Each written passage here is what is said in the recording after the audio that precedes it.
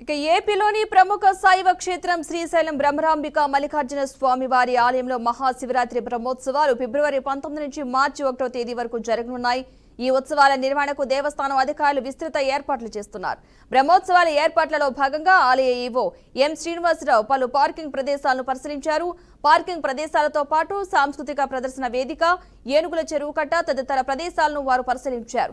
గంగాధర మండపం నుంచి నందిగుండ గుడి వరకు కూడా ప్రధాన రహదారికి ఇరువైపులా భక్తులు సేద తీరేందుకు గాను తాత్కాలిక షెడ్లను ఏర్పాటు చేయాలని ఈవో ఇంజనీరింగ్ అధికారులను ఆదేశించారు. ఈ షెడ్లలో గ్రీన్ మ్యాట్లు కూడా ఏర్పాటు చేయాలని తెలిపారు.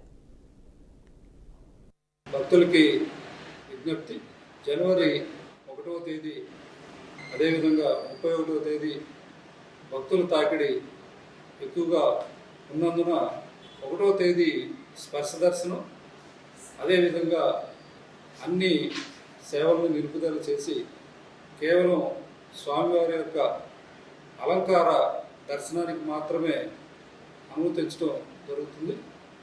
గర్భాలయంలో ఆర్జిత సేవల్ని నిలుపుదల చేయడం జరిగింది.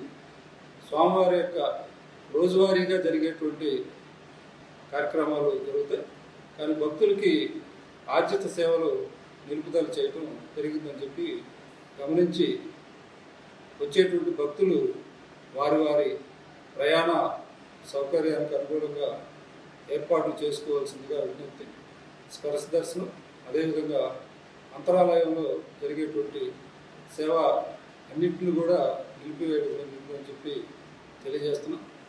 ఈ విషయాన్ని భక్తులు గమనించి తదనుగుణంగా దేవస్థానం వారికి సహకరించవలసిందిగా విజ్ఞప్తి చేస్తుంది. భక్తులకి విజ్ఞప్తి, జనవరి 1వ తేదీ అదేవిధంగా 31వ తేదీ భక్తుల తాకిడి ఎక్కువగా ఉన్నందున 1వ తేదీ స్పర్శ దర్శనం, అదేవిధంగా అన్ని